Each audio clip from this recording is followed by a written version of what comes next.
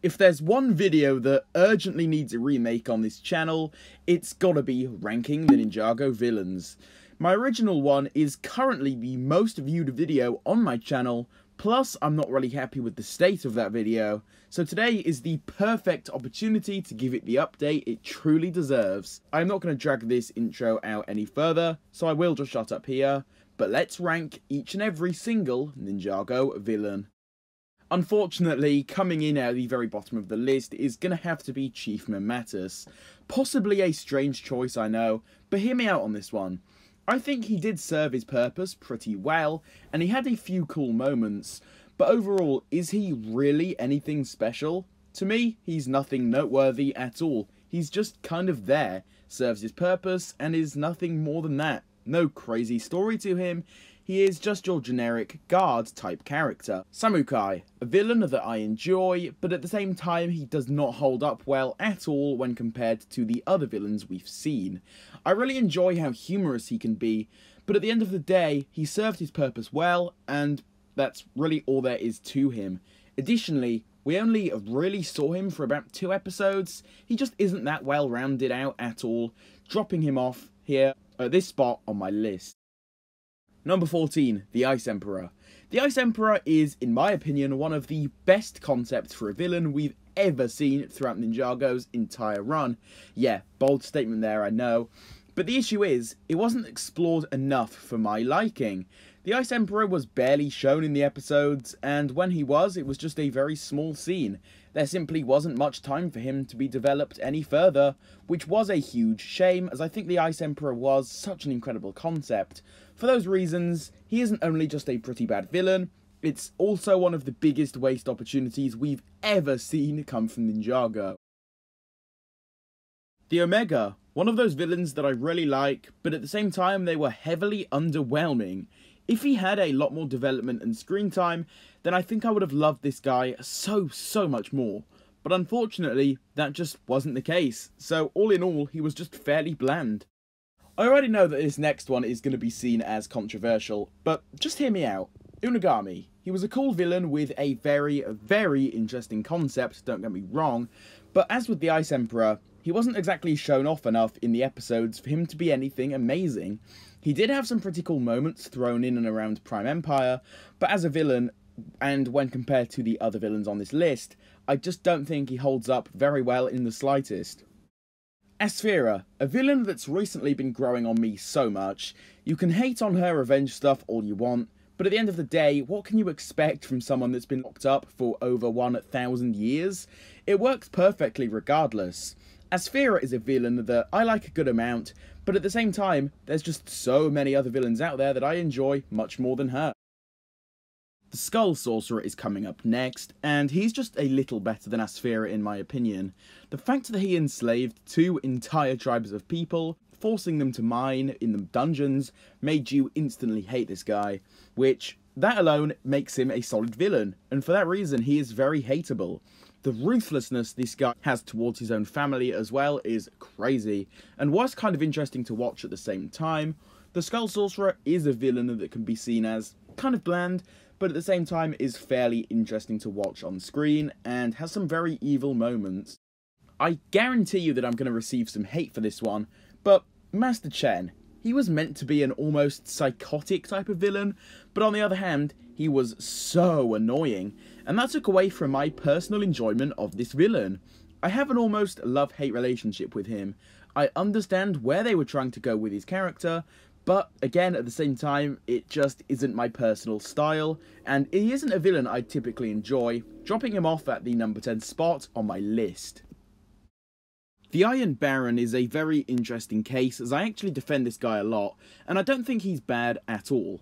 I know it's definitely going to be pretty controversial in the comments after I put him above Chen, but that is genuinely just how I feel.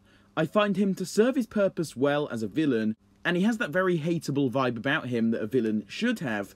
Sure, Chen may have by far a superior backstory, but just as a character, I find myself preferring the Iron Baron quite a bit more. Right up next is the Time Twins, some very cool villains with an interesting power. Achronix carries them to this spot on the list by a lot. I mean, what is there to really dislike about him? Crux, yeah, I get it, he can be kind of annoying, but even then, as a group, I find them to be a good blend of humorous and villain-like, which is a rarity when it comes to Ninjago villains. Overall though, I don't have too much more to say about them, other than the fact that I find them to be really enjoyable to watch on screen. I would honestly love for these guys to return someday. Up next is going to be Pythor. Purple British Snake Man manages to be great. He's such a classic Ninjago villain. His motives, along with pretty much everything else, remains pretty simple, but honestly, I like that about him.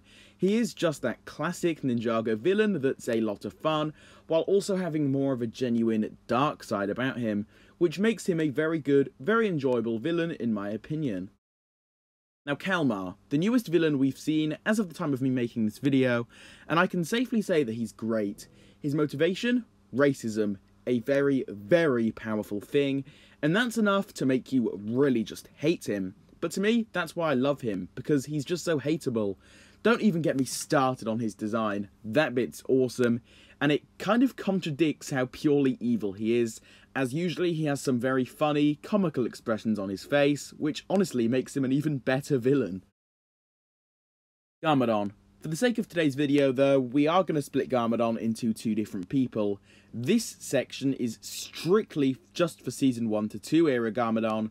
Emperor Garmadon is going to be coming up later. But man, what is there to genuinely hate about him? He has a really interesting story and backstory, has a great personality, and was a big reason as to why Seasons 1 and 2 were so enjoyable. This guy really does just have it all, and his relationship with his son, Lloyd, makes him an even better character. Coming straight up next is going to be Morrow. I know that he's been getting quite a big amount of hate as of late, and while I can definitely see where people are coming from with that, I still find him to be really enjoyable and entertaining to watch on screen. Morrow best fits the description of an edgy teenager, which is kind of funny, but it fuels his villain side. His motivations? The simple fact that he wasn't really the Green Ninja. It led him to become extremely insane, which just shows you how psychotic Morrow truly is, topped off with a pretty dark backstory. Morrow is awesome. Entering our top 3 now is going to have to be Emperor Gamadon.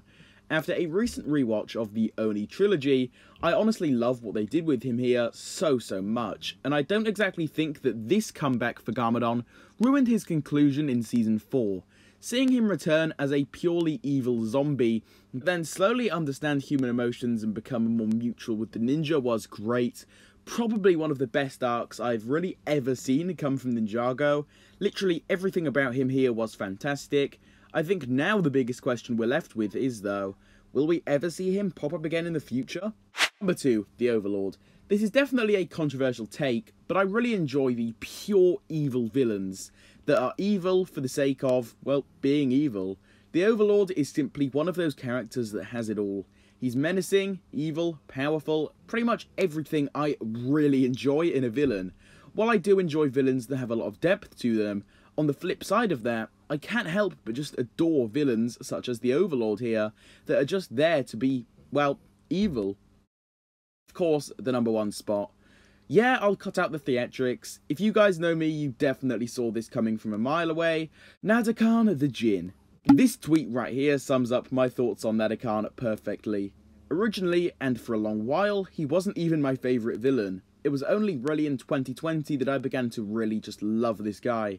Anything from his motivation, his voice, his design, all of it. It blends together to create such a phenomenal villain, making Nadakan my all-time favourite Ninjago villain.